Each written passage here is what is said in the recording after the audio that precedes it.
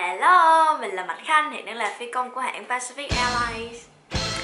Làm người trong ngành được hơn 3 năm nay thì mình có rất là nhiều câu chuyện muốn kể cho mọi người. Có những câu chuyện có thể kể được, có những câu chuyện không kể được, chưa kể được. Thì hôm nay sẽ là câu chuyện kể được nha. Và mình cũng sẽ kể cho mọi người quá trình học tiếng Anh của mình với app Elsa Speak dạo này. Là một app chuyên luyện nói và giao tiếp bằng tiếng Anh để có thể giúp mình tự tin hơn trên những chuyến bay. Mọi người nhớ xem hết cuối video nha, vì mình có chuẩn bị một món quà nhỏ nhỏ tặng cho anh em mình đó. Thì khoảng thời gian học bay ở Mỹ của mình tương đối là giai đoạn vui nhất trong quá trình mình trở thành phi công so với lúc mình học ở Việt Nam hay là học ở Sing. Vì dù gì thời gian mình ở Mỹ cũng chiếm nhiều nhất. Thì lúc đó là mình học 3 thầy khác nhau. Một thầy người châu Á là người Malaysia, 2 thầy người Nam Mỹ là Ecuador với lại El Salvador. Mà phải công nhận là tiếng Anh của 3 thầy đều khá là tốt á. Tuy là không phải ai cũng nói chuyện dễ nghe, nhất là khi mà mọi người còn giữ cái ngữ điệu của tiếng mẹ đẻ. Thì có một ngày mình bay với thầy Ecuador của mình. Bắt đầu câu chuyện. Đây cũng là thầy mà mình thấy trau chuốt trong cái việc phát âm giọng Mỹ nhiều nhất. Nhiều khi mà nhắm mắt nghe thầy nói á, cũng không có nghĩ là thầy là người Ecuador đang nói chuyện nữa. Hai đứa đang bay thì nghe trên đài giọng của một bạn Việt Nam cũng đang bay chung lúc đó, vì tụi mình xài chung một cái tần số với lại chỉ huy không lưu khi mà đang ở chung cùng một cái khu vực á. Runway 10 right, clear for takeoff, Archer S65 Alpha Charlie. Thì thầy quay sang nói, bạn Việt Nam của mình kìa. Thì thiệt, nghe một phát là biết bạn Việt Nam liền luôn. Mà nếu mà mình còn quen bạn đó thì thậm chí là nghe là biết bạn nó đang nói chuyện luôn á. Giống kiểu người Singapore thì có Singlish, còn người Việt Nam thì có Vietlish vậy á. Tự nhiên thầy nói vậy nên là mình cứ nghĩ về cái chuyện đó hoài. Giống như là tụi mình có nên tự trau chuốt cái phần phát âm để khi mà nói chuyện trên đài như nó chuyên nghiệp hơn hay không vậy á. Để mình chiếu lại một số video của tụi mình ở Mỹ khi mà bay với bạn hay là bay với thầy khi mà đang nói chuyện với đài cho mọi người cùng xem nha. November 5A1 November Delta, we are at the category request 1 full stop with ignition tanker. November 1 November Delta, runway 10 right, taxi via Charlie Alpha. 10 right, big Charlie Alpha 581 November Delta. Okay, before takeoff checklist, control check, flight instrument check. For base tower, Seminole 581 November Delta, ready 10 right. Seminole 581 November Delta, Fort Pierce Tower, fly straight out for now, wind 070 at 15, gust 21, runway 10 right, clear for takeoff. 10 right, clear for takeoff, fly straight out, 581 November Delta. November 1 November Delta, amend the instructions, just make left traffic for runway 10 right, I'll call the base. Left traffic 10 right, call me base 581 November Delta. Ground, Archer 61 Alpha Charlie at University Ram, holding short of Charlie and ready for taxi with uniform. 61 Alpha Charlie Gainesville, runway 11 taxiway Alpha, hold short to 11 approach area, follow the Bonanza coming down taxiway Alpha. Alpha and then hold short of runway 11 for 61 Alpha Charlie. 1 Alpha Charlie, hold short to 11 approach area, follow the Bonanza coming up on your left-hand side. Hold short of Alpha and I'll follow the Bonanza on my left, 61 Alpha Charlie, inside. Gainesville Tower, Archer 61 Alpha Charlie, holding short the approach area of runway 11. Ready for departure. Alpha Charlie Gainesville Tower, taxi up to and hold short of runway 7. Taxi to hold short runway 7, 61 Alpha Charlie. Archer 621 Alpha Charlie, cross runway 7, runway 11, clear for takeoff, fly runway heading. Cross runway 7, runway 11, clear for takeoff and runway heading, 61 Alpha Charlie. Archer 1 Alpha Charlie, contact departure. Take departure, 61 Alpha Charlie. Okay, 118.17.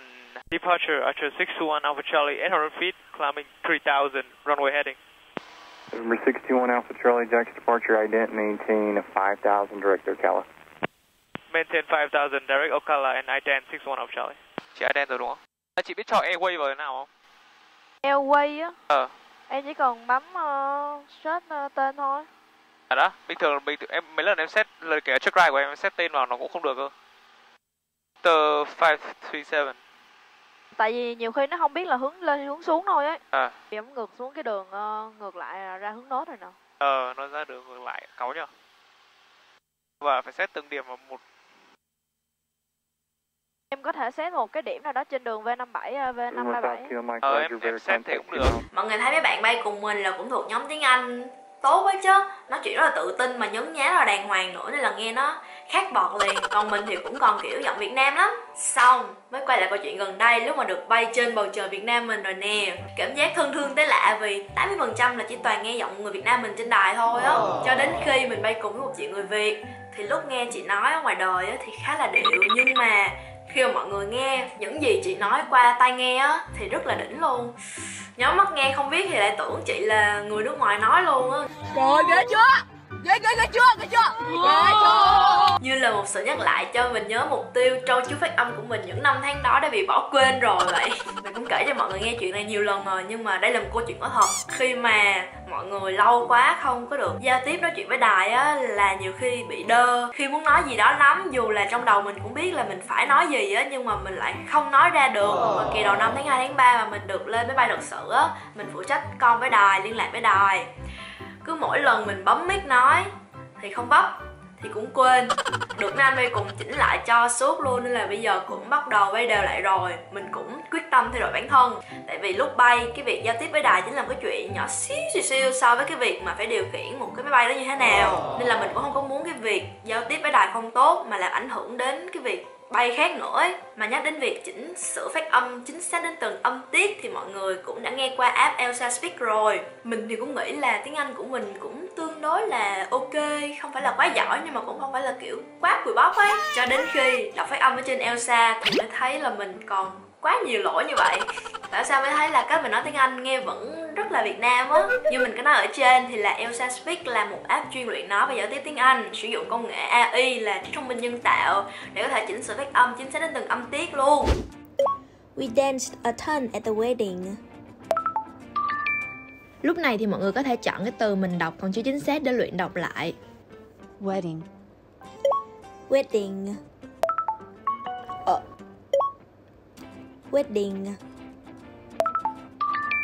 Đối với một người có lịch trình tương đối bận rộn như mình, làm cái này làm cái kia nè, thì việc luyện tiếng Anh với Elsa là một phương án khá là thích hợp. Mình nghĩ là chỉ với 10 phút mỗi ngày thôi thì mình đã thấy được cái sự chuyên nghiệp hơn trong việc phát âm, vừa giúp cải thiện được sự lưu loát, ngữ điệu và cách nhấn âm khi mà mình nói tiếng Anh rồi á. Không chỉ là thay đổi được cái khả năng nói của mình mà khi mà mình nói chuyện với trợ lý ảo thông minh của Elsa qua những cái mẫu hội thoại mỗi ngày thì mình cũng học được cái cách mà ở bển người ta nói chuyện với nhau hàng ngày như thế nào một cách rất là tự nhiên á. Ở trên app thì có rất là nhiều chủ đề hội thoại khác nhau. Mình thì đang theo chủ đề Working for an Airline thì mình cũng học được khá mẫu câu giao tiếp từ đây luôn. Mọi người có thể xem quá trình mình học như thế nào nè. Và cho những bạn muốn cải thiện kỹ năng giao tiếp tiếng Anh của mình thì hôm nay Khanh và Elsa gửi tặng mọi người cái mã code ưu đãi hấp dẫn. Khi mua gói học Elsa Pro tại link mà mình để dưới phần mô tả thì mọi người đừng quên nhập code FROM Khanh để nhận được ưu đãi tốt hơn là so với giá thị trường nha. Chi phí học chưa đến 2.000 đồng một ngày luôn, rất là tốt luôn đúng không?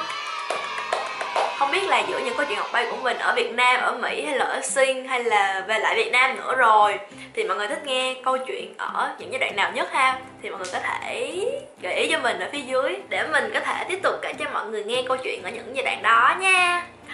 Và cảm ơn mọi người rất là nhiều và hẹn gặp lại mọi người trong những video kế tiếp.